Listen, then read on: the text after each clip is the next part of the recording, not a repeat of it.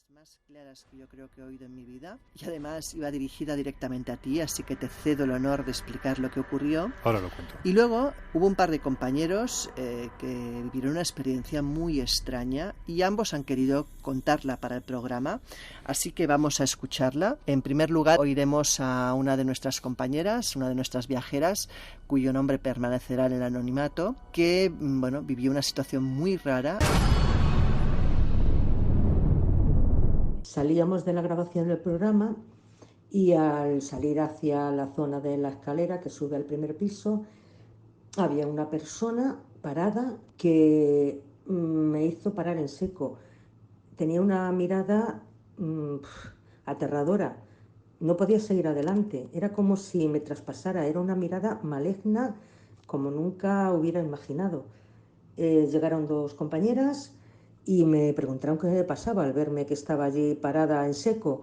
Les comenté lo que pasaba. Esta persona empezó a venir hacia nosotras y pasó por delante y en ningún momento le reconocí. Y al preguntarles que quién era, me dijeron que era un compañero del grupo del que viajaba con nosotras.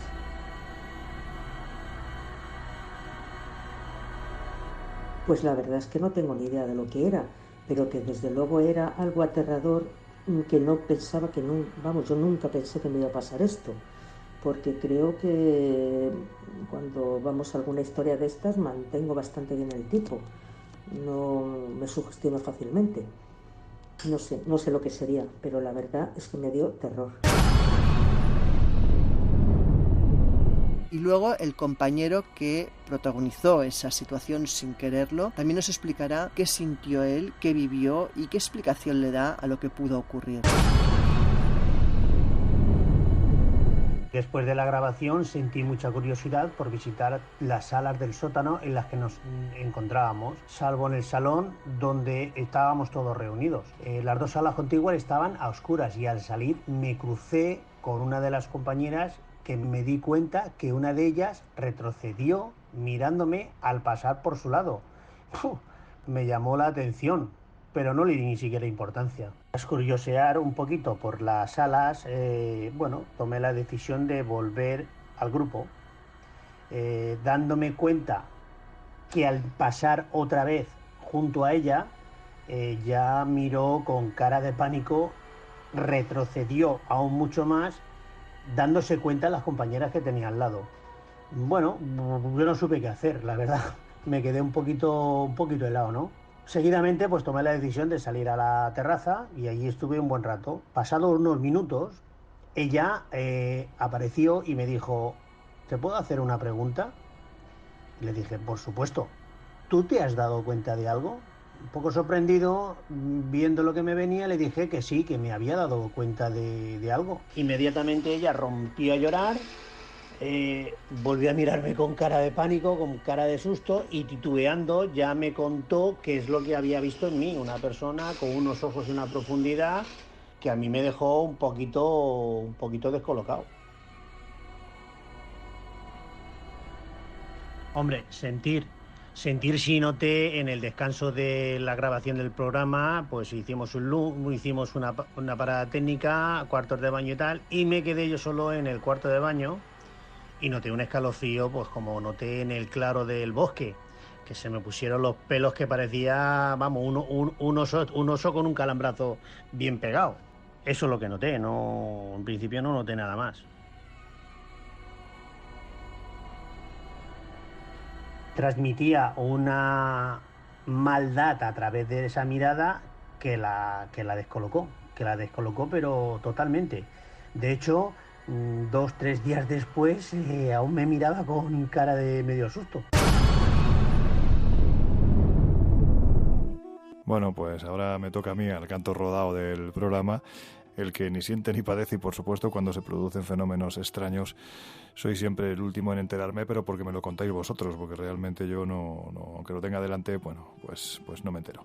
La cuestión es que aquí sí fue muy claro, ¿no? Porque durante el trayecto que realizábamos en autobús desde un lugar a otro, creo que en este caso además acabábamos de entrar en Bucovina, con lo cual estábamos atravesando una zona de montañas bastante preciosa. Yo estaba con la mirada puesta en la pantalla del ordenador y por otro lado también en el exterior, que era auténticamente alucinante. Y alucinante fue lo que ocurrió, ¿no? Porque aprovechando esos trayectos más o menos largos, lo que hacía era, habiendo grabado ya el programa, lo que estaba era montando el esqueleto pues para avanzar un poquitín y así llegar con tranquilidad al estreno de temporada. Y de repente, bueno, pues es que tú lo viste. Yo en ese instante mi reacción natural fue, con perdón por la expresión, pero fue no me jodas, porque es que lo que yo escuché en ese instante, una vez que terminaba de hablar en uno de los momentos puntuales de la grabación del programa, fue muy claro.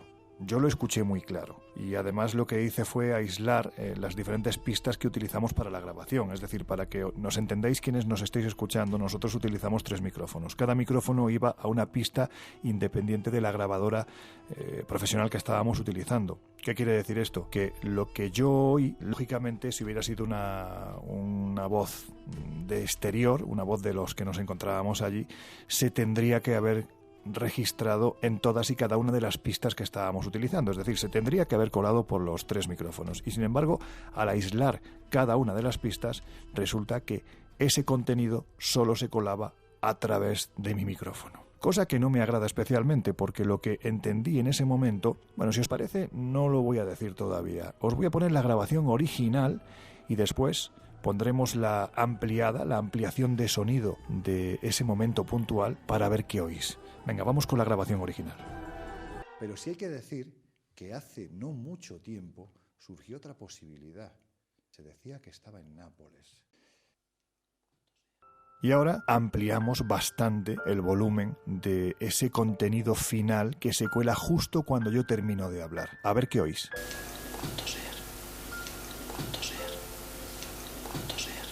Bueno, pues la sensación que a mí me da es que se oye una voz que parece susurrar algo así como maldito seas, cosa que vuelvo a repetir, no me agrada demasiado.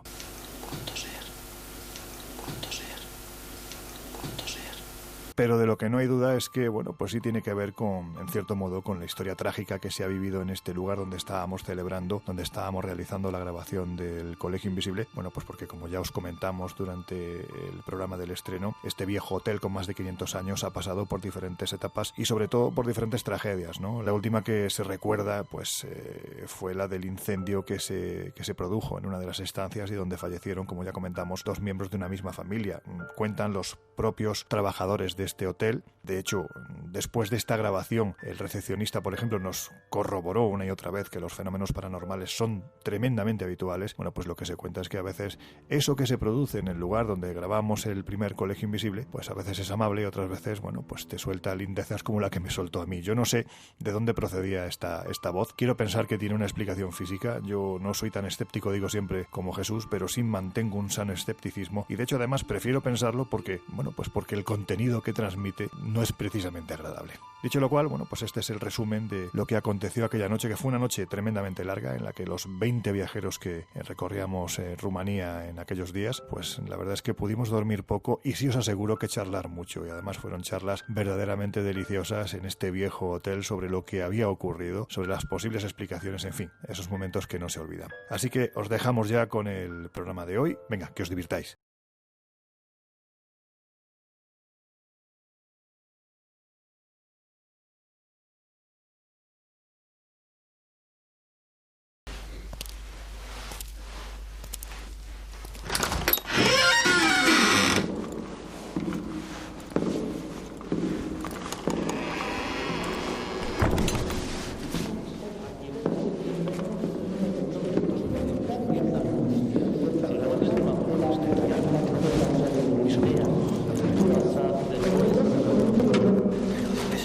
Este hombre, yo creo que ya está tardando demasiado. Y como siempre, qué manía de citarnos aquí con el frío que hace en este sitio. Anda, no te quejes, que luego te marchas de viaje y echas de menos estar aquí en el fondo. Pues si quieres que te diga la verdad, a mí me encanta. Claro, pero a ti te encanta porque esto debe estar lleno de fantasmas. Y no me extraña, porque es que la temperatura no para de bajar. ¡Qué frío que hace! Pues claro, pero te extraña.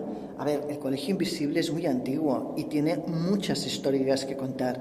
Y seguramente más de un recoveco a los que quizás no convenga acercarse, ¿eh?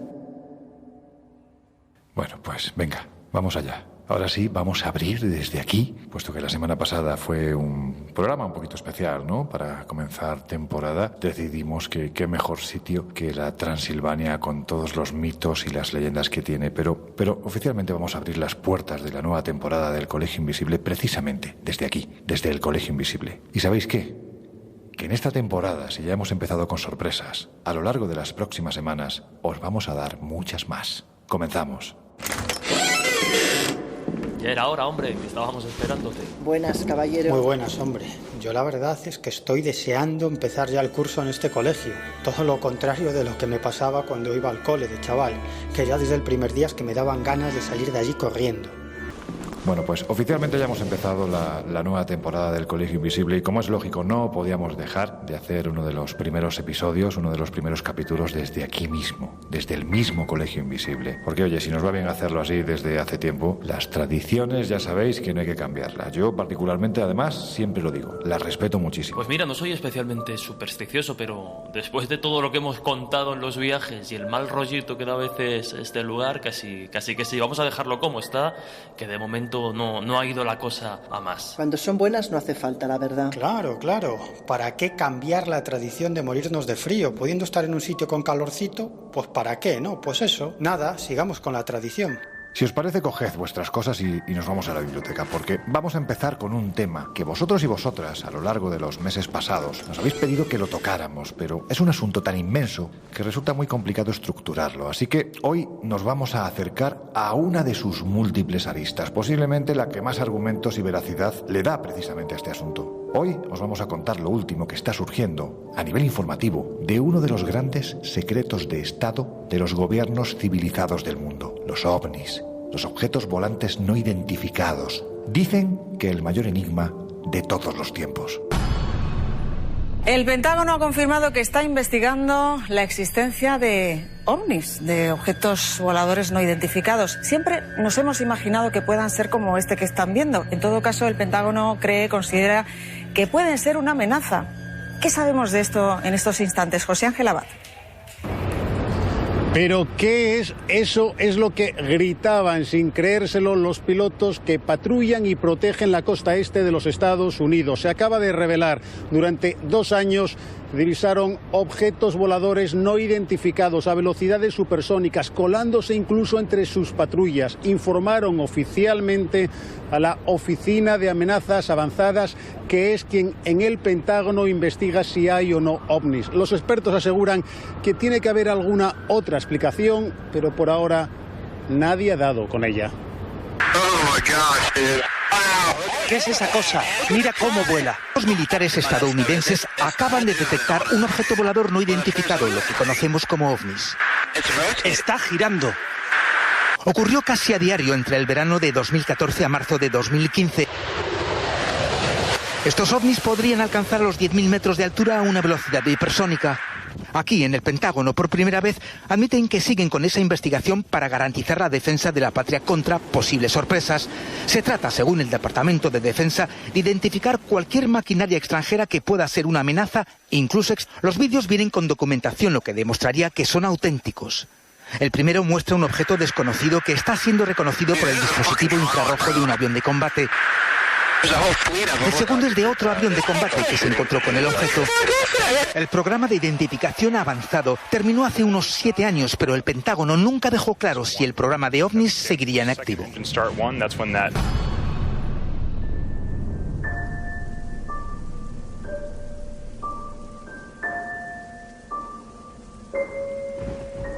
El Colegio Invisible. El periodismo de misterio ya está aquí, en Onda Cero.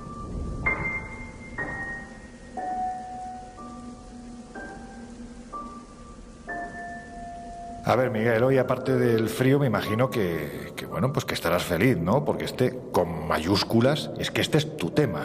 Vamos a ver, ¿realmente el fenómeno ovni es secreto de Estado? Sí, el fenómeno ovni todavía es un secreto de Estado en la inmensa mayoría de países. Aunque también he de decir que cada vez menos, porque es verdad que en los últimos años los ministerios de defensa de bastantes naciones han liberado al menos parte de sus archivos secretos sobre ovnis.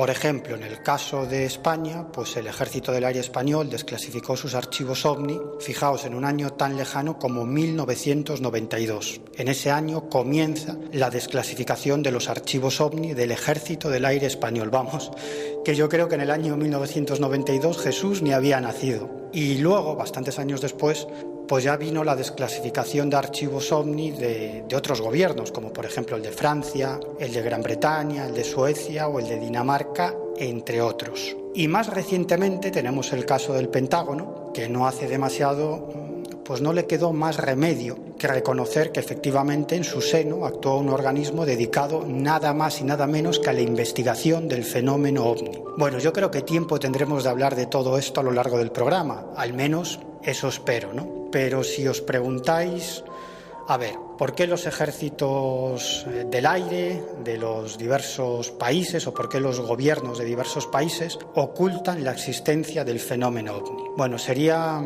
muy amplio entrar en esta cuestión con cierta profundidad, pero quizás casi prefiero responderos con una anécdota.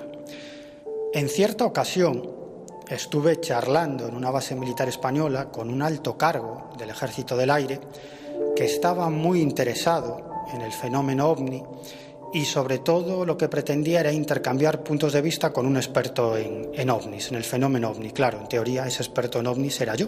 Y entonces este hombre, nada más hacer las presentaciones, prácticamente lo primero que me suelta a bocajarro es lo siguiente. Es bueno, vale, muy bien, pero dime, desde tu punto de vista, ¿qué es lo que quieren los tripulantes de los OVNIs? ¿Qué quieren? Y luego incluso me llegó a soltar. ¿Qué es lo que pretenden? ¿Probar el sistema de defensa aérea de España? Y claro, yo pensé, ¿cómo le cuento yo a este hombre la complejidad del fenómeno OVNI? Entonces, bueno, simplemente se me dio por responder a la corta y dije, pues la verdad es que no lo sé.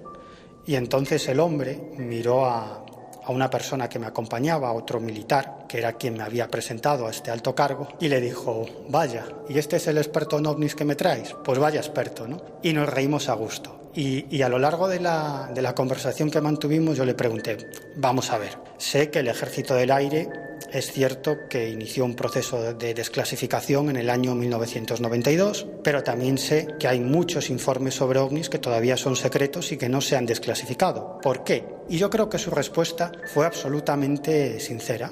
Lo que me dijo es que realmente el Ejército del Aire no sabía qué demonios son esos aparatos, ni lo sabía entonces, ni creo que lo sepa ahora. Y claro, este hombre me dijo, hombre, es que para salir delante de la opinión pública, diciendo que por ahí hay una serie de objetos voladores extraños que hacen maniobras imposibles, que violan constantemente el espacio aéreo español y que no sabemos qué son, pues para eso mejor no decir nada, ¿no? Y yo creo que me decía la verdad. Yo creo que este es el auténtico secreto del Ejército del Aire Español y también de otros ejércitos del mundo que en realidad no saben a qué se enfrentan. Es más, estoy convencido que los investigadores civiles en este asunto de los OVNIs sabemos bastante más sobre el fenómeno OVNI que las cúpulas de la mayoría de los ejércitos del planeta Tierra. Pues mirad, os voy a poner este audio y después, si os parece, seguimos hablando.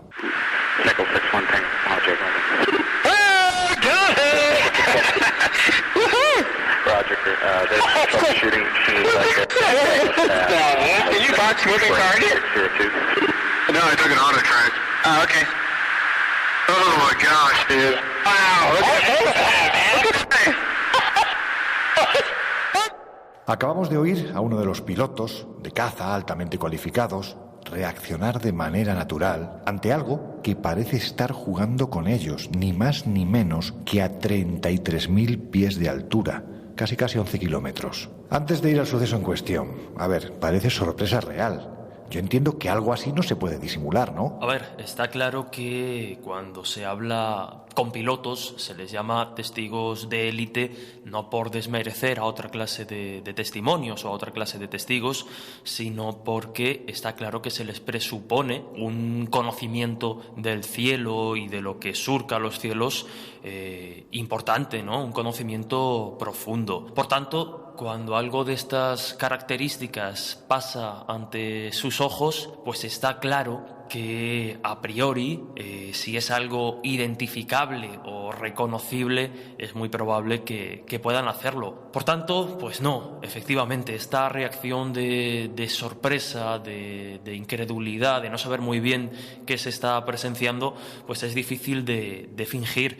Y aunque yo mantengo que el testimonio siempre hay que ponerlo en cuarentena y analizarlo muy mucho, insisto en que precisamente estos elementos emocionales pues proporcionan una dimensión a la historia, al testimonio, que sumado a la formación, pues ostras, nos dan un enigma bastante importante. Bueno, nunca sabes cómo vas a reaccionar ante un hecho así, pero es obvio que en este caso se puede palpar el susto. A ver, Miguel, si te parece, vamos a poner en antecedentes a quienes nos están escuchando al otro lado de los micrófonos de Onda Cero. Desclasificación hace unas semanas por parte del Pentágono de varias filmaciones ovnis. ¿Qué muestran esas filmaciones y de dónde proceden? En realidad, esos 3 vídeos ya habían sido filtrados por alguien desde dentro del Pentágono a varios medios de comunicación y también a algunas organizaciones civiles que investigan esto del fenómeno ovni en los Estados Unidos. Y a partir de ahí, cuando se hicieron públicos estos vídeos, como digo, a través de algunos medios de comunicación y a través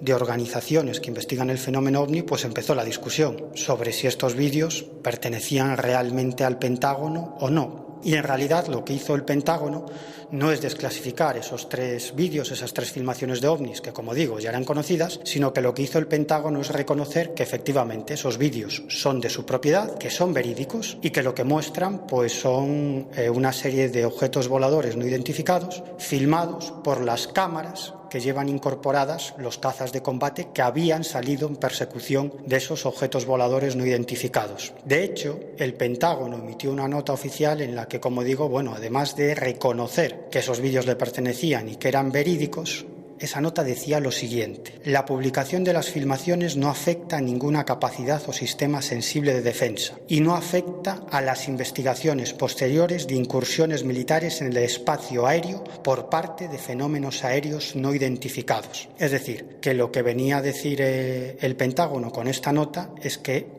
lo que pretendía era acabar con el debate sobre si esos vídeos eran reales o no. Efectivamente, reconoció que eran reales y que los fenómenos observados solo podían definirse como objetos voladores no identificados. Jesús, parece que en los últimos tiempos, además, se han producido una sucesión de desclasificaciones de informes OVNI por parte de los servicios de inteligencia de los ejércitos de algunos países, que han reabierto viejas investigaciones. Vamos a hacer un resumen, si te parece, de quienes lo han hecho, cómo y qué tipo de documentos han ofrecido. Lo cierto es que, en fin, sería largo de contar, pero por intentar hacer un resumen y dejar, pues quizá algunas de esas pistas más importantes, vamos a intentarlo. Por ejemplo, para irnos a ejemplos cercanos y como muy potentes, podemos citar el caso de Inglaterra, ya que pues en 2011 el Ministerio de Defensa británico desclasificó pues miles de documentos sobre esta clase de avistamientos, sobre avistamientos ovnis, avistamientos lógicamente que habían tenido lugar dentro de los límites geográficos de Reino Unido.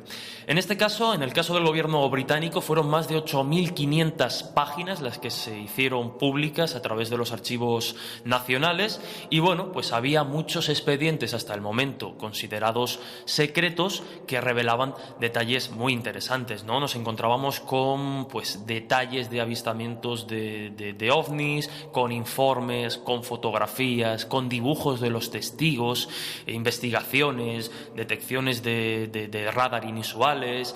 Como podemos imaginar, en 8.500 páginas hay mucho, ¿no? Y revelan que cientos y cientos de personas habrían relatado diferentes experiencias ufológicas, desde abducciones y supuestos secuestros por extraterrestres hasta, bueno, pues avistamientos en los que, por ejemplo, un bombardero Lancaster quedó ensombrecido por una extraña nave, una extraña formación, mejor dicho, o como pues algún oficial de la Fuerza Aérea Británica afirmaba incluso haber tenido un encuentro cercano de este tipo durante sus vacaciones.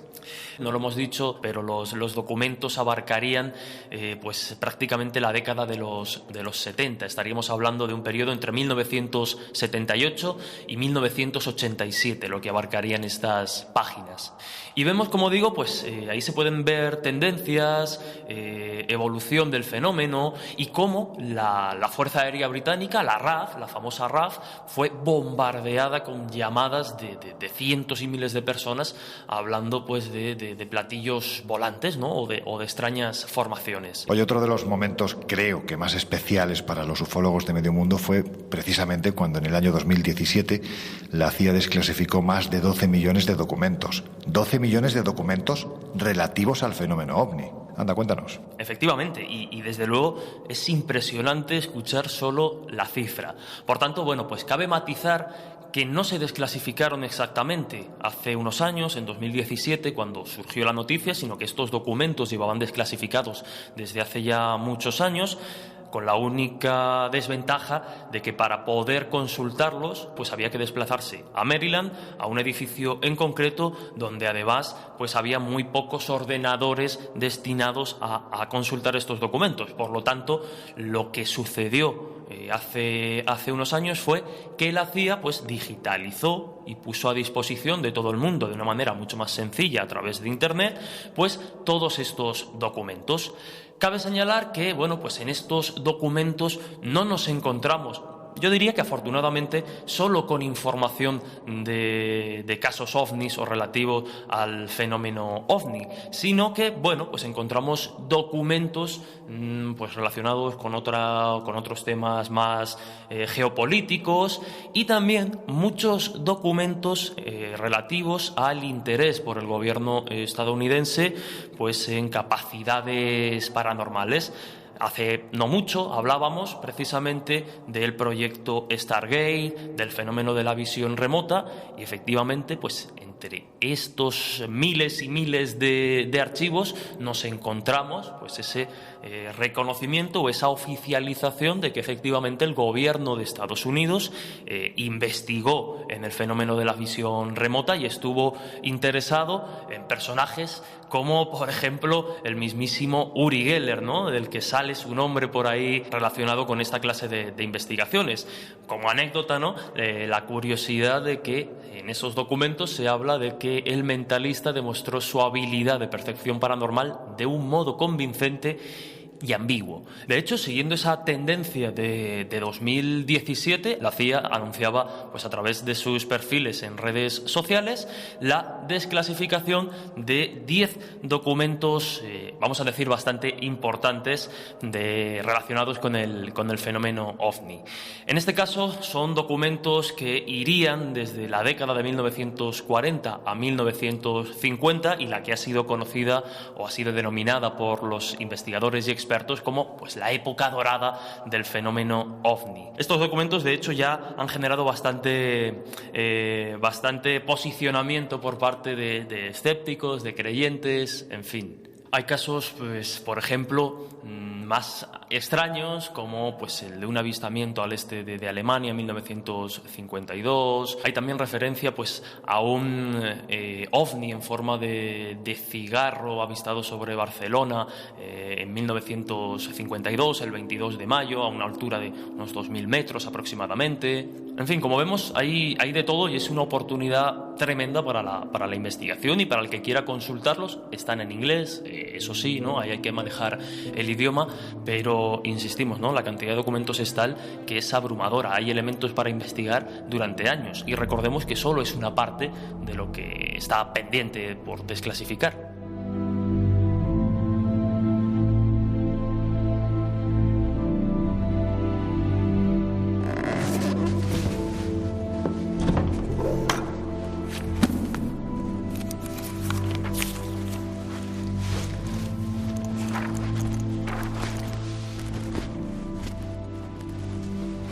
Mirad, este archivo contiene una ínfima parte de los documentos que en su momento desclasificó el Ejército del Aire Español relativos a los encuentros de pilotos comerciales y militares. Es decir, estamos hablando de la gente que mejor conoce el cielo y lo que puede haber en él.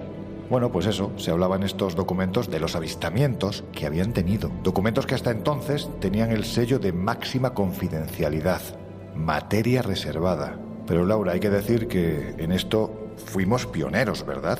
¿Cómo fue la desclasificación española? Pues España empezó la desclasificación en 1992 y duró casi hasta el 97. Hablamos de un total de 75 expedientes sobre avistamientos de fenómenos extraños que fueron registrados desde 1962 y que ocupan un total de 1.900 páginas y recogen 97 sucesos distintos. Estos documentos primero estuvieron en la biblioteca del Cuartel General del Ejército del Aire y actualmente han pasado a estar en el archivo histórico del propio Ejército. Y el proceso de desclasificación de todos estos documentos empieza cuando el responsable de la custodia de los archivos remite un escrito interno dirigido al general a cargo de la División de Operaciones del Ejército del Aire donde propone esa desclasificación. Él cree que ya los documentos tienen demasiado tiempo y no tiene ningún sentido que continúen siendo ocultos, ¿no? El 14 de marzo del 92, atendiendo a esa reclamación, la Junta de Jefes del Estado Mayor acuerda rebajar el nivel de confidencialidad de estos archivos y deja la decisión de desclasificarlos en manos del jefe del Estado Mayor del Aire. Y la tarea es encomendada al teniente coronel del Estado Mayor, Ángel Bastida, y años más tarde, en el 96, casi en el 97, es concluida por el teniente coronel Enrique Rocamora. Hay que decir que si os apetece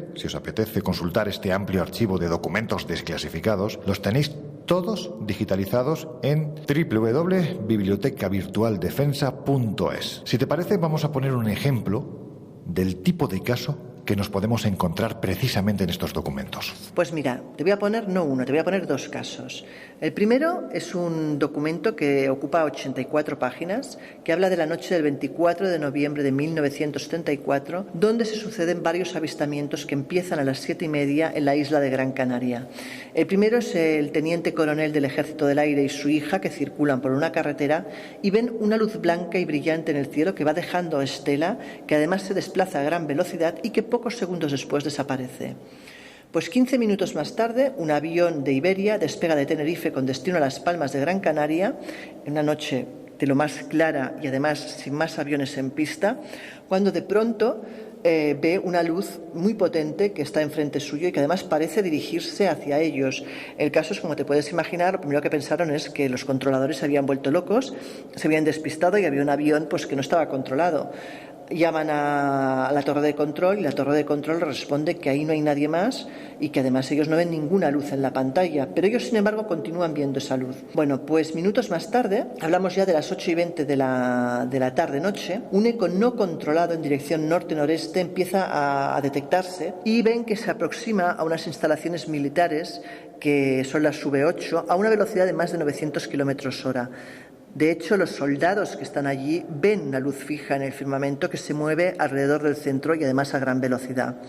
Y 10 minutos más tarde, a las 8:30, la estación de radar registra una traza de unos 67 kilómetros de distancia, que corresponde en este caso al vuelo de Iberia que hacía la ruta Madrid-Tenerife, pero lo curioso es que al mismo tiempo se detecta un eco anómalo a 85 kilómetros de distancia volando con rumbo sur. Al llegar a una distancia de unos 78 kilómetros, la traza se queda estacionada hasta que se cruza con el vuelo comercial e inmediatamente después la traza se evapora de golpe y porrazo y no queda ningún rastro de ella. Y otro caso también que llama mucho la atención. En este caso hablamos del 14 de julio de 1978. Esta es una información procedente de los archivos de la División de Información del Estado Mayor del Ejército del Aire, donde da conocimiento de que la madrugada del día de 14 de julio del 78, durante un ejercicio nocturno de una unidad del ET, observa de pronto una luz roja que les sigue desde las 4 hasta las 6 de la madrugada en la zona del Garrobillo, hablamos del término municipal de Mazarrón en Murcia. Según cuentan, era un conjunto de luces rojas que se apagaban en ocasiones y también intercalaban con dos luces blancas levemente verdosas que también se encendían esporádicamente, volando sin formación concreta. Ya de vuelta al campamento se encuentran en las inmediaciones del kilómetro 14 esas mismas luces quietas sobre la carretera a una altura de unos 8-10 metros. Caminan hacia ellas, ven que las luces también avanzan y que además les acompañan hasta el vivac de la compañía, a una altura aproximada de entre 4 y 30 metros. Era algo silencioso, según cuentan, que iluminaba sobre todo de rojo las paredes del embalse. ET, para quien no lo sepa, no estamos hablando del simpático extraterrestre de Steven Spielberg.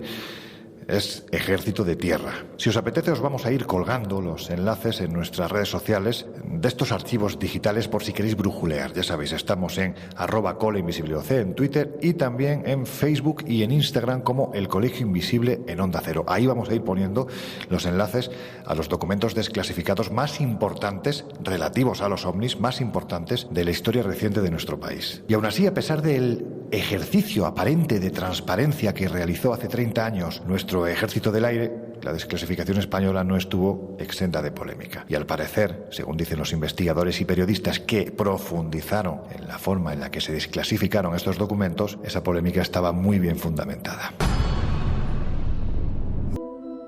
Hace un tiempo, de esto y de otros asuntos vinculados a los ovnis, hablamos con un referente de la investigación ufológica en España y Latinoamérica, el periodista y escritor Juan José Benítez. Juanjo Benítez habla meridianamente claro, siempre lo hace, nunca se ha cortado, pero en este caso además, que es un asunto que a él le llega muy directamente, vamos a decirlo así, al corazón, porque realmente el Juanjo novelista no ha logrado eclipsar a esa etapa anterior en la que era un periodista que se dedicaba a recorrer el mundo rastreando, investigando, buscando pruebas de la existencia de objetos volantes no identificados y de, ¿por qué no?, sus supuestos tripulantes.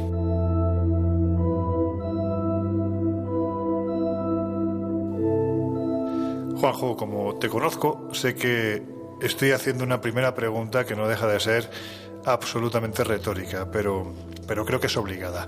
¿El proceso de desclasificación española fue transparente o estuvo más, vamos a decirlo así, repleta de sombras que de luces? Para mí fue uno de los mayores engaños de la historia moderna de la ufología en España. Fue una tomadura de pelo absoluta, desde el principio hasta el final. La desclasificación se terminó, nadie sabe por qué se ha terminado. Hay cantidad de casos que siguen por ahí y siguen archivados, no se han vuelto a sacar a la luz, no han salido nunca a la luz. Entonces, yo creo que ha sido, repito, analizándolo con lupa, expediente por expediente, una tomadura de pelo total. Es decir, engañaron al pueblo, al ciudadano, absolutamente, como tantas veces. Me imagino que cuando los investigadores que llevabais tanto tiempo apostando por esta desclasificación os enterasteis de que por fin se iba a realizar, bueno, pues tuvo que cundir la euforia. Y sin embargo, da la sensación de que muy poquito tiempo después aquella euforia inicial se convirtió en absoluta pesadumbre, ¿no? Bueno, yo recuerdo que los primeros momentos de la desclasificación, cuando empezaron a salir los documentos a la luz pública en el Cuartel General del Aire, en Madrid, pues empezamos a ver cosas raras. Muchos de los investigadores teníamos información previa, habíamos analizado algunos de los casos, o bastantes de los casos previamente, los conocíamos, y empezamos a ver que se empezaban a deslizar en los informes una serie de conclusiones por parte de los jueces o del juez instructor o del el que dirigía la desclasificación, que en este caso era un oficial de inteligencia de la Fuerza Aérea. Empezamos a ver que se hablaba de cosas que no tenía sentido, es decir, que trataban como fuera de echar por tierra el caso, echando mano de globos estratosféricos, de planeta Venus, de chatarra no sé qué, es decir, las excusas de siempre, ¿no? Entonces ahí empezamos a ver y a darnos cuenta de que había algo extraño, que aquello olía muy mal, Yo recuerdo que elevamos una serie de cartas al Ejército del Aire protestando, reclamando transparencia, y prácticamente no nos hicieron caso. Recuerdo también que Bruno Cardeñosa y otros más elevamos un montón de firmas al Estado Mayor del Aire exigiendo precisamente esa transparencia, ¿no? Y ya ahí nos dimos cuenta de que era imposible. El proceso llevaba ya un ritmo, tenían un objetivo, tenían unas consignas muy concretas que nunca se hicieron públicas y al final las cumplieron. Es decir, a pesar de las protestas, a pesar de todo, ellos siguieron con su consigna, que era desvirtuar el fenómeno, desde mi punto de vista, desvirtuar el fenómeno ovni, echarlo por tierra. No existe nada, no tenemos nada. La mayor parte, el 90% de los casos no son más que estrellas y globos, y además mintiendo descaradamente. Es decir, cuando sacamos a la luz la investigación, cuando empezamos a contrastar lo que ellos decían con lo que nosotros habíamos investigado, nos dimos cuenta de que todos o casi todos los casos estaban manipulados, y manipulados con una información que llegaba por la puerta de atrás del cuartel general del aire por parte de civiles supuestamente investigadores, como el señor Plana Crevillén, como el señor Ballester a la cabeza, como, en fin, el profesor Will Smith, en fin, una serie de personas que quizás con buena voluntad algunos, sin saber los tejemanejes que se estaban desarrollando entre Ballester y el Ejército del Aire, colaboraban aportando información sobre los casos en concreto que se le pasaba el Ejército del Aire previamente a la desclasificación, y esto es gordo, al señor Ballester. Ellos emitían un juicio, una evaluación técnica, decían, de lo que era, y eso entraba por la puerta de atrás del Ejército del Aire, y en eso se basaban justamente las conclusiones que aparecían y que aparecen en los informes. Es decir, un fiasco. Y ya con los informes en la mano, ¿qué explicaciones dieron estos expertos a los casos que había en esos informes que fueron desclasificados?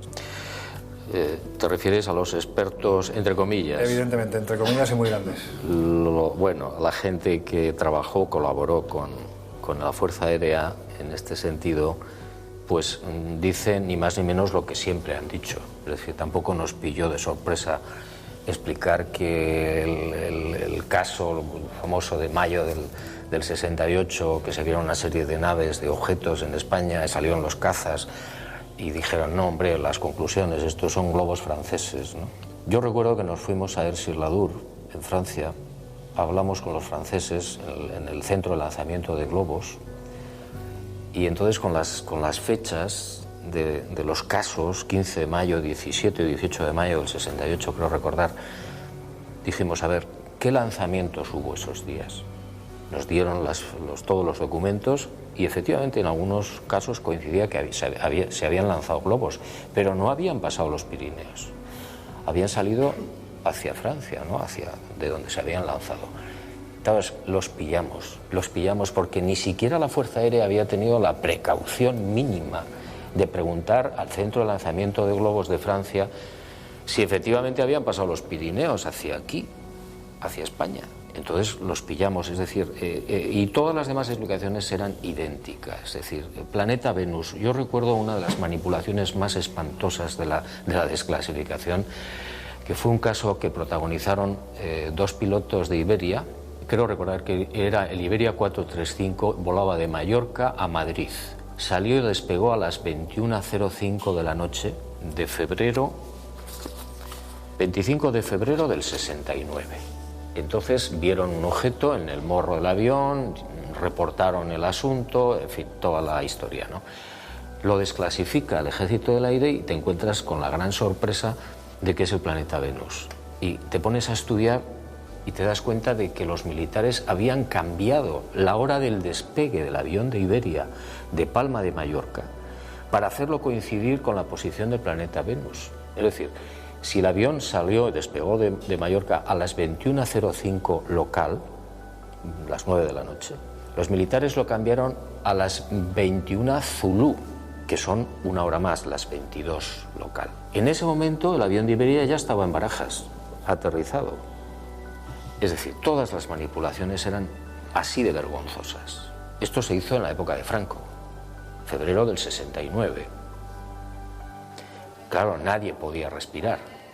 En el año 75, enero del 75, creo recordar que el 5, en Bardenas Reales, en Navarra, se ven una serie de objetos, sale una patrulla del polígono de tiro de los militares a ver qué pasa, qué es lo que hay allí, las naves se van, se hace un expediente, se hace una información, y la explicación que dan es el halo de la luna.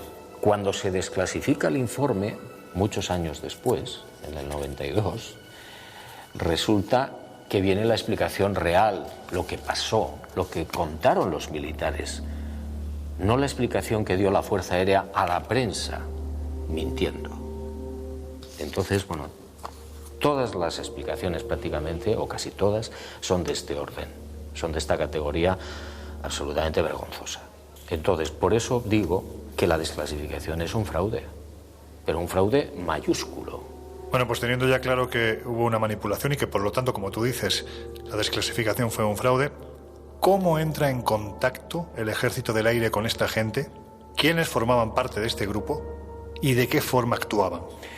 Bueno, según mis noticias, el Ejército del Aire contacta con Ballester Olmos o al revés, es decir, probablemente al principio contacta él con el Ejército del Aire, como contacté yo también en varias ocasiones, porque perseguía lo mismo, es decir, yo también trataba de que se desclasificara el archivo OVNI, que se desclasificara bien.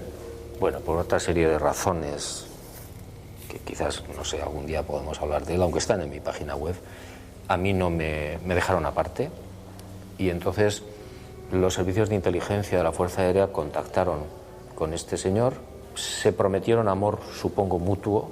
No llegaron a firmar un acuerdo laboral que yo leí y que luego se ha hecho público por ahí, en Internet, en el que el Ejército del Aire, bueno, Ballester trataba de que el Ejército del Aire le pagara o hubiera un trato de favor, o hubiera un contrato laboral, en definitiva, por el trabajo de asesoramiento al Ejército del Aire en el tema OVNI. El Ejército del Aire no accedió con buen criterio porque pensó que se iba a empañar su nombre y aún así se empañó. Y entonces, de todas maneras, siguieron, digamos, bajo cuerda, sin contrato, sin que fuera oficial, porque no les interesaba además. Siguieron las conexiones, siguieron los contactos, siguieron los viajes, siguieron las reuniones y Ballester, digamos que se reunió de un equipo que ya conocía, con el que colaboraba desde hacía bastante tiempo, entre los que estaban pues estos que yo he comentado antes, Borrás, en fin, alguno más. Y entonces que, bueno, pues aparentemente eran ingenieros y no sé qué, y titulados en no sé cuántas cosas, muchísimas cosas. Y resulta que, bueno, pues el ejército, antes de desclasificar los expedientes, que es otra irregularidad jurídica, le pasaba la información o parte de la información a Ballester. Ballester la repartía entre estos satélites bajo la condición de secreto absoluto. Y de hecho, en las 58 o 60 cartas que yo he publicado del Ballester Olmos al Willie Smith, a uno de sus colaboradores, Ballester, repito, insiste mucho en que esa información no salga a la luz, porque se descubriría el pastel. Palabras de él, de Ballester Olmos, en las cartas. Entre todos armaban una explicación, planeta Venus, chatarra, globos meteorológicos, lo que fuera, y esa explicación, esa información, entraba de nuevo en el Ejército del Aire y el Ejército del Aire la evaluaba y lo que consideraba oportuno lo sacaba en las conclusiones del caso tal, el que fuera. Ese era un poco el proceso. Gratis, no cobraron en ningún momento, que yo sepa, pero digamos que se satisfacía el ego de algunas personas, se tenía acceso a determinados papeles antes que se desclasificaran, que eso para esa gente también, o sobre todo para uno de ellos, era muy importante, pero no se dieron cuenta de que estaban variando estiércol. La frase es precisamente de Bastida, que fue teniente coronel, el primer teniente coronel que se puso al frente de la desclasificación como oficial de inteligencia de la Fuerza Aérea, ¿no? Y yo recuerdo que en una conversación, una de las muchas conversaciones que tuve con él, antes de la desclasificación, él soltó esta frase. Yo no la entendí al principio, después la he entendido, ¿no? Estamos variando estiércol. Con la desclasificación estamos variando estiércol, es decir, nos va a salpicar a todos. Lo definió perfectamente. Hay un documento que también fue desclasificado y, sinceramente, la sensación que tenemos quienes nos hemos acercado a este asunto es que fue una especie de despiste, de patinazo. ¿Qué es la IG-45? La IG-45 es un documento que se saca en la desclasificación también y que consiste básicamente en una serie es un largo cuestionario donde se intenta plantear preguntas sobre el tema OVNI, y lo más interesante de todo y lo más sorprendente de todo es que los propios militares que están tratando de echar por tierra el fenómeno con sus consideraciones y conclusiones en cada uno de los expedientes, aquí preguntan a los testigos cómo son los humanoides que tripulan los ovnis. Y claro, uno se queda a cuadros, ¿no? Porque dice, bueno, pero si usted está tratando de decir que todo esto es mentira, ¿por qué secretamente, porque es una información dedicada única y exclusivamente a los jueces instructores que van a investigar futuros casos OVNI, porque se les plantea en el cuestionario pregunta de cómo era el tripulante, si era alto o bajo, si llevaba equipo respiratorio o no llevaba equipo respiratorio, etcétera, etcétera. Además de eso, para más INRI, el cuestionario está inspirado absolutamente en, bueno, pues en lo que piensan y en lo que ya habían escrito los satélites civiles que habían trabajado, que trabajaban con los militares. No se privaron ni siquiera de sacar dibujos que todos conocemos de sus revistas, ¿no? Es decir, era una cosa absolutamente descarada. Entonces, bueno, la IG-45 es, yo creo que un desliz del Ejército del Aire que no se dio cuenta de que por un lado estaba intentando cargarse el fenómeno OVNI y por otro estaba diciéndole a los testigos cómo son los tripulantes de esas naves.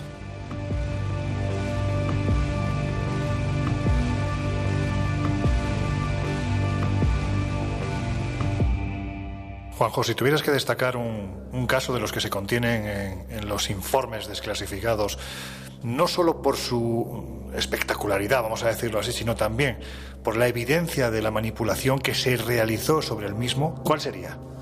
Bueno, hay muchísimos, ¿no? Pero ahora mismo me viene a la memoria el caso del 4 de noviembre de 1970, que no está, que es todavía peor que manipular.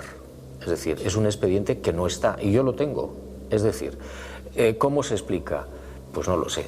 Pues porque no lo han querido sacar. Esa historia son dos sabres con base en Zaragoza que salen a hacer un ejercicio rutinario a la zona de Asturias, Santander, toda esa zona de ahí, de día, y de repente dos de esos cazas, que uno de ellos lo llevaba Sáez Benito, ya fallecido, y el otro llevaba un señor que se llama Carballo, que ya está retirado, de repente a esos dos cazas se les pone detrás un enorme huevo gigantesco, con ventanillas, sin ruido, enorme, que no podía volar. Es un huevo, ¿cómo va a volar un huevo? Bueno, pues se les pone detrás y los acompaña. Entonces, los pilotos me contaban, teníamos tal pánico que volábamos bajo, a la altura de las aldeas y de los pueblos, para que la gente saliera y viera lo que llevábamos detrás. Y me decían, conocía todas las tácticas de combate. Es decir, cualquier maniobra de evasión que nosotros hubiéramos podido hacer, o que hicimos con los sabres, con los aviones de combate, él las conocía y las neutralizaba. Entonces, bueno, llegaron tan asustados a tierra que Sáez Benito, que luego fue coronel de la base de Zaragoza, se olvidó de hacer el expediente y de firmar nada. Venían pálidos como el papel de fumar. Ese es uno de los casos más espectaculares que nunca se ha desclasificado. Y luego hay otro que a mí me impactó mucho por la manera de actuar, ¿no? Tan civilina y tan oscura de determinados militares. No todos son iguales, pero algunos son terribles. El 15 de mayo del 69 hablábamos de unos objetos que se vieron en España. Un avión de Iberia en vuelo inaugural iba a París y en un momento determinado aparece un objeto en el morro del avión de Iberia. Y un pasajero filma la película con una de aquellas viejas Super 8 y filma el objeto. Bueno, ese avión iba a París, aterriza en París, y cuando baja el pasaje y los periodistas que iban, etcétera, en el aeropuerto, ya están los militares esperando al señor que ha filmado el objeto y le quitan la cámara. Si no me da usted la cámara, le quito el pasaporte. Palabras de los militares. Y el pobre señor González Retuerte tuvo que darles la cámara con la película. Esa película después llegó al ministerio, la vieron todos los pilotos, habidos y por haber, y desapareció.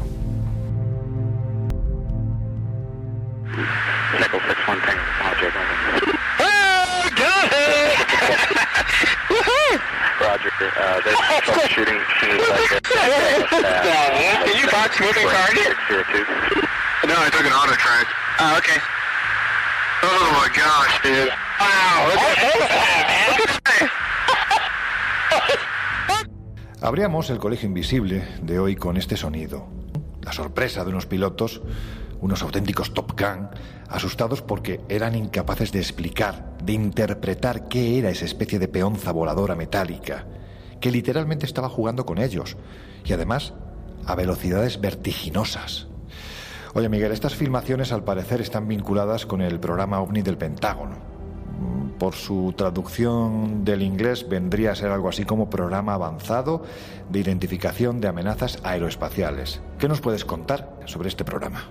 Bueno, supimos de la existencia de este programa de investigación OVNI del Pentágono gracias a una exclusiva del New York Times, nuevamente. En este caso, la exclusiva se publicó el 21 de diciembre del año 2017 y esa exclusiva consistía básicamente en una entrevista a Luis Elizondo, que hasta hacía unas semanas antes pues había dirigido nada más y nada menos que el programa secreto de investigación OVNI del Pentágono. Y así nos enteramos, entre otras cosas, que el nombre oficial de ese programa es Programa de Identificación de Amenazas Aeroespaciales Avanzadas. ¿Y quién es Luis Elizondo? Bueno, Luis Elizondo es un oficial de contrainteligencia de la DIA, no de la CIA, de la DIA, que es el servicio secreto del Departamento de Defensa de los Estados Unidos. Por cierto, que Luis Elizondo tiene orígenes vascos, tiene antepasados vascos. Y Elizondo lo que dijo en esa entrevista es que había dimitido de su puesto dando un portazo y además escribiendo una carta de dimisión al secretario de Defensa de los Estados Unidos, es decir, al ministro de Defensa de los Estados Unidos, a Jim Mattis, ¿no?, para anunciarle, pues eso, su dimisión irrevocable.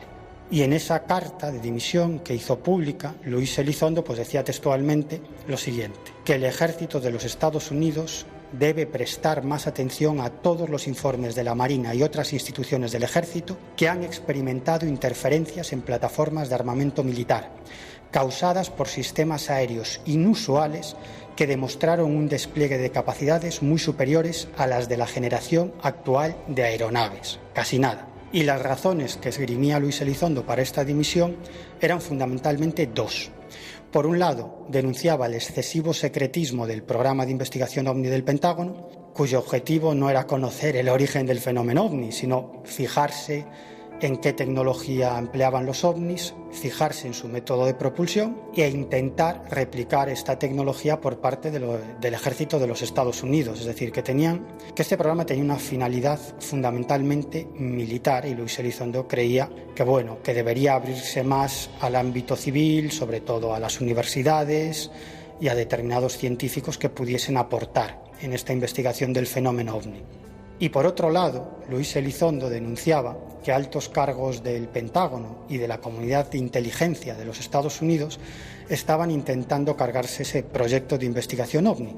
¿Y por qué? Porque denunciaba que había una élite, como digo, de miembros del ejército y de la comunidad de inteligencia que milita en cultos religiosos evangélicos muy radicales y que están convencidos que detrás del fenómeno OVNI está Satán, está el demonio. Por lo tanto, desde su punto de vista, pues los ovnis, que son una proyección de Satán, solamente pretenden engañar y confundir al gobierno de los Estados Unidos, así que lo mejor pues es no estudiar el asunto de los ovnis. Y esa es la razón por la que pretenden acabar con este programa de investigación OVNI del Pentágono. Fijaros qué locura, ¿no? Y gracias a esta exclusiva del New York Times, pues también nos enteramos de que la sede de este programa pues está en el 5º piso del anillo C del Pentágono, que nació gracias a las presiones de varios generales del Pentágono y de 3 influyentes senadores. Harry Reid, uno de ellos, que fue líder del Partido Demócrata en el Senado de los Estados Unidos, es decir, uno de los tipos más poderosos dentro de la política de los Estados Unidos, también de otro senador demócrata y de otro republicano también muy conocido, Ted Stevens, ¿no?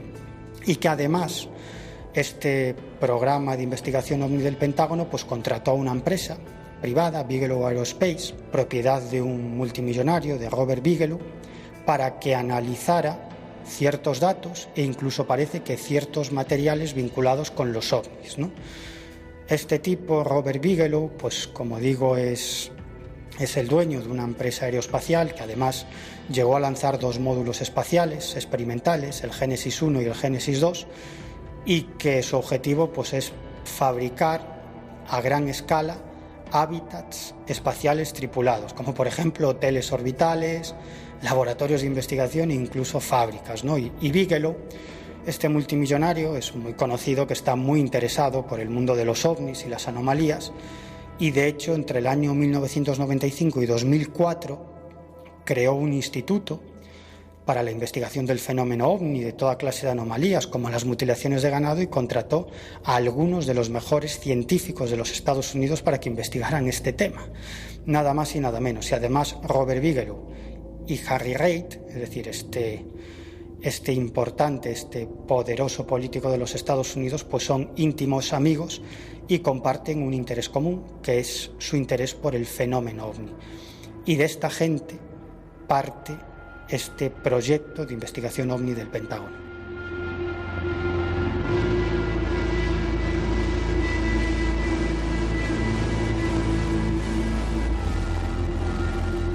Se ha extendido el rumor en ciertos foros que este programa OVNI, era en realidad un subproyecto dentro de otro mayor, altamente secreto, vinculado a proyectos de tecnologías de guerra y espionaje de vanguardia, en el que se alude a viajes, por ejemplo, por el espacio-tiempo, propulsión empleando la gravedad, tecnologías de invisibilidad, de materialización, de desmaterialización. Claro, la cuestión es por qué el asunto OVNI estaba dentro de investigaciones más bien científicas y también, a su vez, dentro de la propia industria armamentística. ¿Qué tiene que ver todo este batiburrillo con el fenómeno OVNI? Es que la finalidad principal de este programa OVNI del Pentágono es ante todo militar y armamentística, no científica. Es decir, que su objetivo es conocer qué tipo de tecnología emplean los OVNIs para replicarla directamente, ¿no? Y esto lo sabemos no solo por lo que declaró Luis Elizondo, el antiguo director de este programa, sino también lo sabemos gracias a un eminente físico que se llama Stephen Aftergood, y este físico, amparándose en la Ley de Libertad de Información de los Estados Unidos, que permite ciertos resquicios legales para acceder a documentos secretos, pues de este modo, este físico consiguió la desclasificación de un documento de la DIA, es decir, del Servicio Secreto del Departamento de Defensa de los Estados Unidos, y este documento lo que muestra, atención porque esto es sumamente interesante, es que este programa OVNI del Pentágono en realidad es un subproyecto dentro de otro proyecto más amplio. Otro proyecto más amplio que está centrado en el desarrollo de tecnologías futuristas en el ámbito militar. Es decir, que está claro que este proyecto OVNI tiene un objetivo y no es saber la naturaleza de los OVNIs, sino comprender qué tecnología usan para replicarla. Y este proyecto principal, bajo cuyo paraguas está ese subproyecto OVNI, pues se basa nada más y nada menos que en cuestiones enormemente futuristas, como por ejemplo en la creación de biomateriales, en la creación de nuevas formas de propulsión, en la antigravedad, en el manejo del tejido espaciotemporal, en la creación de agujeros de gusano para viajar en el tiempo, es decir, cuestiones muy futuristas. Y sí me gustaría detenerme un momentito en la figura de este científico, de este físico que consiguió este documento tan interesante. Él se llama, como digo, Stephen Aftergood, es un físico y es también un activista político muy progresista. Es miembro de la Federación de Científicos Americanos y dentro de esta Federación de Científicos Americanos dirige el llamado Proyecto Secretismo Gubernamental, cuyo objetivo principal es el control ciudadano de las actividades secretas del gobierno. Y este Proyecto Secretismo Gubernamental se crea, fijaos, en el año 1945 por parte de varios físicos implicados en el proyecto Manhattan, en la creación de la primera bomba atómica, porque consideraban que las actividades secretas de los gobiernos podían poner en peligro el futuro de la humanidad.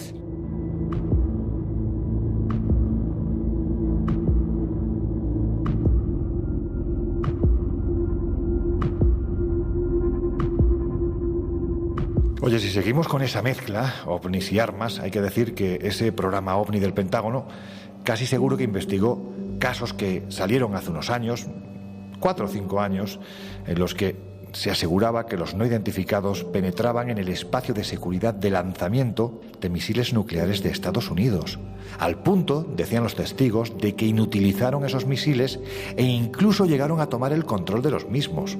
Esto, de ser real, es absolutamente brutal, ¿no? Anda, cuéntanos algún caso porque seguro que te lo sabes de memoria. Bueno, casos de este tipo conocemos un buen puñado y sobre todo gracias a la labor de un investigador de los Estados Unidos que se llama Robert Hastings. Este hombre ha dedicado 40 años de su vida, nada menos, a conseguir el testimonio de 130 militares americanos implicados en este tipo de casos tan delicados. Y ojo, todos ellos con nombres y apellidos. Y además todos ellos no han tenido ningún problema en firmar una declaración jurada dando su testimonio. Vamos, creo que sin duda es todo un trabajo de investigación y también de persuasión para que finalmente estos militares dieran la cara. Y por ejemplo, uno de los casos más interesantes ocurrió en marzo de 1967 en la base de lanzamiento de misiles nucleares de Malmstrom, en Montana, en los Estados Unidos. Y todo comenzó cuando uno de los guardias de superficie de la base observa un disco volador brillante, de color rojo, de unos 3 metros de diámetro, y que se estaba acercando a la puerta de esa instalación militar. Y justo en ese momento, cuando ese ovni se acerca a la puerta de esta base, pues justo en ese momento quedan inutilizados todos los misiles nucleares de la base, todos a la vez y de forma inexplicable. Y así permanecieron durante varios minutos hasta que finalmente, el ovni se alejó de la base. De hecho, altos mandos del ejército de los Estados Unidos pidieron a los implicados en este suceso tan preocupante que mantuvieran silencio sobre todo lo ocurrido. Pero todavía más inquietante y más interesante es otro caso que ocurrió a mediados de los años 60 en la base de Minot, en Dakota del Norte. Esta base tiene un silo de misiles nucleares bastante importante y una noche todo el personal de seguridad de esa base observa un enorme objeto volador brillante que estaba justo sobre ese armamento nuclear.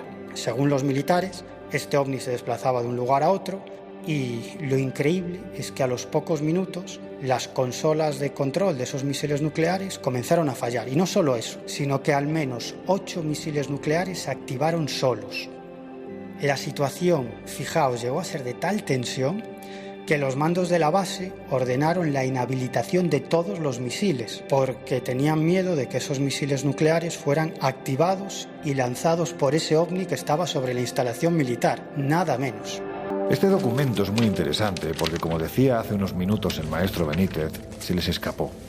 Fue un desliz de quienes quisieron orientar la desclasificación española porque demuestra a las claras no solo que el tema ovni interesa a los ejércitos, cosa normal por otro lado, sino que además les dice a sus miembros, a los militares, cómo han de reaccionar ante los diferentes supuestos. Pues eso, que el militar en cuestión se encuentre con una luz extraña en los cielos, que esa luz aterrice, que de esa luz o aparato, llegado el caso, salga alguien. En fin, lo que se conoce como encuentro de primer, segundo y tercer tipo. Es un argumento más, repito, de que algo hay que interesa y que se salta los protocolos de seguridad de los países como, cuando y donde le viene en gana. Algo de lo que a otro nivel advirtieron las mentes más sesudas de nuestro planeta. Vamos, que nos dijeron que ante un supuesto contacto se deberían de establecer unos protocolos comunes en todo el planeta. ¿Verdad, Laura? Y más vale que se hiciera porque si no, el desastre podía ser bastante importante. Bueno, es que científicos de la talla de Stephen Hawking dieron un paso insospechado afirmando que los extraterrestres podrían ser hostiles y que incluso era preferible evitar el contacto con ellos. Y no contento con la conmoción que causaron sus palabras, llegó a asegurar que había que pensar que los extraterrestres era algo factible y racional, que hablar de ellos no era nada raro y que realmente el verdadero desafío era averiguar cómo pueden ser en realidad. Él decía que si nos visitaran, los resultados serían parecidos a cuando Colón llegó a América, ¿no? Pues que no salía muy bien para los nativos, la verdad. Tiempo atrás, otros científicos, como el físico Paul Davies de la Universidad Estatal de Arizona o Dirk Schultz McCook de la Universidad de Washington, afirmaron, también sin pelos en la lengua, que los extraterrestres podían haber dejado en nuestro ADN un mensaje codificado para que una vez tengamos la tecnología necesaria, seamos capaces de decodificarlo y de conocer el contenido, ¿no? Pero hay más. Por ejemplo, Lord Martin Rees, el presidente de la Royal Society y astrónomo de la Reina de Inglaterra, también vino a decir que los extraterrestres podían estar mirándonos a la cara y simplemente no ser capaces de reconocerlos, que el problema es que estamos buscando algo muy parecido a nosotros, asumiendo que al menos tienen algo así como la misma matemática y tecnología, y que lo que hay que pensar es que puede haber vida e inteligencia muy diferentes a nosotros que igual ni llegamos a concebir. Es decir, que las posibilidades son infinitas, ¿no? Quizás la evidencia más llamativa llegó tras la publicación de un artículo extenso en la revista Philosophical Transactions, donde varios científicos de primer nivel como Simon Conway Morris de la Universidad de Cambridge advirtió de la necesidad de que los gobiernos del planeta creasen, precisamente como tú comentabas, un protocolo de actuación ante la posibilidad de un contacto, y que este además pudiese ser no un contacto amigable sino un contacto violento. ¿Y por qué llegaron a esa conclusión? Bueno, pues muy fácil. Partieron de la posibilidad de que los los supuestos alienígenas fuesen similares a nosotros. Siguiendo la teoría de la evolución de Darwin, es más que probable que viniesen a explotar nuestros recursos asumiendo una actitud más bien agresiva. Y es que la ciencia ya no habla en el marco de las hipótesis. Para que os hagáis una idea, sus principales representantes, de una manera velada, lo parecen dar por hecho. Es, por tanto, evidente, por lo menos así lo parece, que muchas instituciones que conviven bajo el paraguas del método científico están afrontando a pecho descubierto una problemática, o más bien un enigma de proporciones inimaginables que, como decimos, hasta hace muy poco tiempo era materia propia de conspiranoicos y tarados. Ahora continuamos.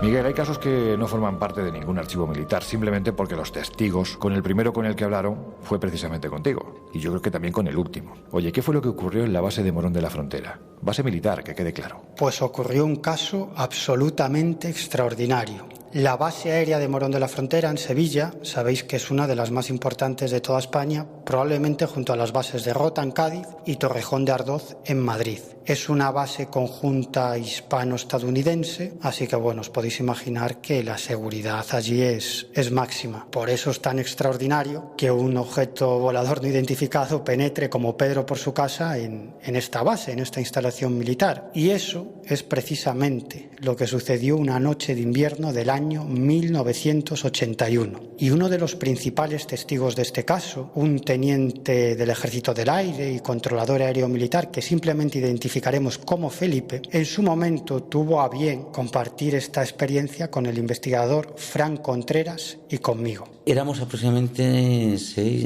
unos 7 hombres los que estábamos en esta zona de vuelo, al lado de la torre, cerca de la pista, y esta zona está compuesta por las oficinas de meteorología, preparación de vuelo, la región de información de vuelo, la escuadrilla de telecomunicaciones, la central telefónica, y serían entre las 11 y las 12 de la noche que estamos preparando para comer, el personal que estábamos allí destinado, personal de vuelo, gente que está acostumbrada también a ver todo tipo de aeronaves, ¿no? Está a pie de pista constantemente.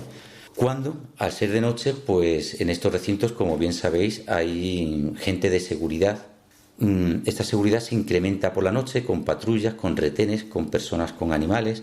Hay aparte unos puestos fijos que cubren la zona perimetral de los acuartelamientos, aeródromos, bases aéreas, cuarteles, etcétera, etcétera. Bueno, pues estamos preparando todo aquello cuando de pronto se abre la puerta de la dependencia en la que estábamos, como digo, a pocos metros de la pista, unos 150 o 200 metros de la pista.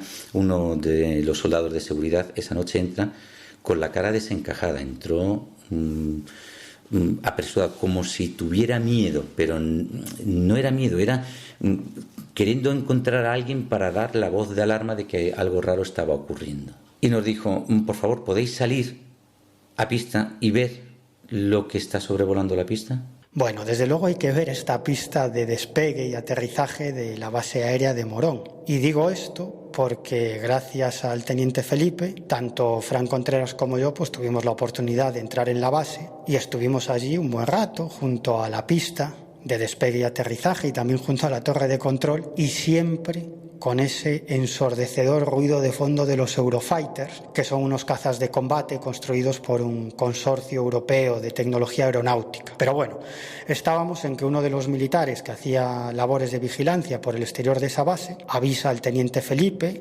y al resto de sus compañeros del centro de control de vuelos de que salieran al exterior para ver lo que estaba sobrevolando la pista. Salimos todos, allí nos encontramos al lado de la torre de control. Éramos 9 personas de seguridad y el personal que estamos allí, y de derecha a izquierda, en cabecera de pista, de derecha a izquierda, sobrevolaba la pista una aeronave en forma de Zeppelin, pero más grande que un Galaxia. No sé si conocéis el avión Galaxia, es un avión de transporte muy grande. Era más grande, mucho más grande, más pequeño que un Zeppelin, porque si recordamos los Zeppelin tienen una envergadura enorme, pero estaba con esa forma, pero con un tamaño más grande que este avión llamado Galaxia, ¿no? Tenía unas luces que cubrían de frente a cola, en medio de la aeronave. Eran unas luces no demasiado brillantes, mortecinas, e iba sobrevolando despacio la pista a muy baja altura, hasta tal punto que dijimos, si tuviéramos una cámara de foto podíamos grabarlo. Bueno, seguimos mirándolo y nos dio tiempo a decir, me dio tiempo a decir a uno de los soldados, coge el teléfono y llama al puesto de guardia y avisa de lo que está sobrevolando la pista. Era el objeto más antiaerodinámico del mundo. Y el teniente Felipe nos dijo que ese objeto, desde su punto de vista, era algo muy extraño, porque obviamente los militares que esa noche estaban de guardia en ese centro de control de vuelos tendrían que haber recibido algún plan de vuelo. Es decir, que cualquier aeronave que aterriza en Morón, por muy secreto que sea ese vuelo, tiene que tener plan de vuelo, y ese plan de vuelo lo tienen que tener los encargados del centro de control, porque en caso contrario, claro, podría producirse un accidente aéreo. Si hubiera habido vuelos nocturnos, el personal de vuelo estaría preparado, tanto pilotos, torre de control, ambulancia, contraincendios, etcétera, etcétera. Todo el personal, armero, mecánico de vuelo, todo estaría preparado. Pero allí no había nadie nada más que nosotros, que estábamos de servicio, pero estaba todo cerrado, todo el vuelo. Efectivamente no habíamos recibido plan de vuelo nocturno, la región de información de vuelo no tenía notificación ninguna de que iba a sobrevolar ninguna aeronave el espacio aéreo de esta base, no había nada notificado de que hubiera habido vuelo. Si hubiera habido un vuelo que hubiera sido secreto, por ejemplo, por lo menos el personal mínimo estaría operativo. Si lo sabríamos, claro, indudablemente lo sabríamos nosotros. Habría recibido el plan de vuelo con anterioridad para estar preparado, tanto radares, ILS, sistemas de vuelos nocturnos, ¿no?, que ayudan a la aeronave a aterrizar, despegar, etcétera, etcétera. Y el teniente Felipe nos repitió en varias ocasiones que ese objeto se desplazaba muy lentamente. Y en un momento determinado pensaron que aquello podría llegar a tomar tierra en la base aérea de Morón de la Frontera. Te cuento las conversaciones que tuvimos con la tropa para que os deis cuenta de la velocidad que llevaba y del tiempo que tardó en recorrer desde cabecera de pista hasta mitad de pista, aproximadamente donde está la torre de control, que fueron, veis lo que estamos viendo, la grabación de la cámara de foto, llama por teléfono al cuerpo guardia, llama por teléfono a los distintos puestos para que lo certifiquen, y aún y así, después de terminar la última llamada que hizo este soldado a la garita, nos quedamos mirando hasta que desapareció de repente. De repente. Una vez que pasó la frontal de la torre de control, desapareció. Pudo ser por la oscuridad, porque era de noche, eran las 11:15, era Navidad, era invierno, era diciembre, pero hubiera dejado por lo menos cierto halo de luz en el horizonte, ¿comprende? Como cuando tú ves un coche que se aleja, ves las luces cada vez más pequeñas, pero aquello desapareció de repente. Aquel objeto, finalmente desapareció de repente, en un visto y no visto, y al día siguiente un oficial le preguntó al teniente Felipe por todo lo sucedido. Así que seguro que existe algún tipo de expediente militar sobre este caso, que nunca ha sido dado a conocer por el Ejército del Aire, y yo creo que nunca jamás será desclasificado. Vino un oficial y nos preguntó, concretamente a mí, nos fuimos a una dependencia aparte, cerramos la puerta, empezamos a hablar sobre qué es lo que había ocurrido, y este mismo comentario al oficial se lo comenté tal como os lo he explicado a vosotros. Nos preguntó qué forma tenía, qué velocidad llevaba, si llevaba algún distintivo, de algún país, lógicamente, ¿no? Si era norteamericano, si era... Y en este caso la pregunta es muy clara. Bueno, a ver qué contestáis. Es que, claro, ¿cómo os pregunto yo esto? A ver qué contestáis. ¿Qué hay detrás de los ovnis? Bueno, aquí un amigo bastante escéptico solía decir una respuesta que a mi parecer es brillante, ¿no? ¿Qué hay detrás de los ovnis o del fenómeno ovni? Y respondía él, los ufólogos. Y es que no debemos olvidar que a pesar de que nos enfrentamos a un fenómeno esquivo, a un fenómeno desconcertante, un fenómeno que es muy difícil de aglutinar bajo una única hipótesis / explicación, pues efectivamente los elementos que en ocasiones introducimos los divulgadores, los ufólogos, los investigadores a los casos condicionan mucho la experiencia. Pero insisto, y por no ser demasiado escéptico en esta ocasión, porque creo que el fenómeno ovni es obvio, ¿no? Nos falta mucho por saber, pero es una cosa que está ahí. Como diría el periodista David Cuevas, habría que hablar de fenómenos ovni en plural e investigar cada caso individualmente para intentar al menos descartar o ir haciendo esas compartimentalizaciones. Pero bueno, sigue siendo un enigma fascinante, y aquello de que era el desafío para la ciencia del siglo XX, pues yo creo que en cierto modo sigue siendo un desafío bastante apasionante en pleno siglo XXI. Bueno, yo siempre he sostenido que pensar que estamos solos en el universo sería un acto de soberbia enorme, ¿no? Ahora bien, que haya vida no implica ni que sea inteligente, ni que sea capaz de comunicarse con nosotros, ni tan siquiera que pueda o quiera visitarnos, ¿no? Lo que sí que parece evidente es que cuando existen tantos testimonios en el mundo de contactados como los hay, es que algo que posee una tecnología probablemente superior a la nuestra ha estado, y no una vez, sino en varias ocasiones, merodeando nuestros cielos. De ahí a saber quiénes son, qué quieren, o si sus expediciones son con buenos o con malos fines y de dónde vienen, pues va un mundo. Así que, bueno. Claro, ¿qué hay detrás de los ovnis, no? Así, sin anestesia y en un minuto. Y esto me lo preguntas a mí, que he dedicado gran parte de mi vida a investigar y, bueno, a intentar comprender el que yo considero que es el mayor enigma de los enigmas, el fenómeno ovni. Y cuando hablo de ovnis no me refiero a malas interpretaciones, a confusiones, a aeronaves militares y demás, no. Yo me refiero a ese universo de casos de ovnis, que es inmenso y que no tiene ninguna explicación, se mire por donde se mire. Y yo creo que ya va siendo hora de dejarse de tonterías, de gilipolleces y de cogérnosla siempre con papel de fumar. Yo creo que cualquiera que se haya acercado a este asunto, aunque solo sea mínimamente, yo creo que tiene claro que el fenómeno ovni es algo producido por alguna clase de inteligencia no humana. Extraterrestres, inteligencias de otras dimensiones, en fin, a partir de aquí hay teorías para todos los gustos.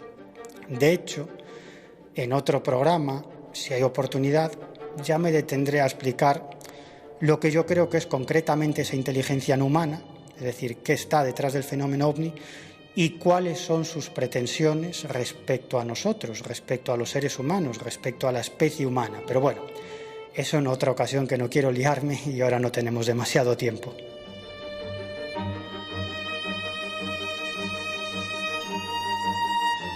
Bueno, pues antes de terminar, ya sabéis, estamos en el kiosco con la revista Año Cero, Enigmas, y si os apetece también nos podéis encontrar en nuestras plataformas digitales www.espaciomisterio.com y también en viajesprisma.com. En ambas plataformas sabéis que podéis encontrar todos los datos del congreso que vamos a celebrar en octubre, 3 y 4 de octubre, donde vamos a tener a gente de primer nivel como, bueno, pues por ejemplo como Carlos Canales, como Diego Cortijo, Juan Eslava Galán, el coronel Pedro Baños, en fin, va a haber muchas sorpresas alrededor también del propio congreso y quizás, bueno, pues para los que estáis y las que estáis ahí al otro lado de estos micrófonos, vamos a hacer una emisión en directo en el marco del congreso el sábado por la tarde de El Colegio Invisible. Ahí estaremos tanto Laura como Miguel, como Jesús y yo mismo.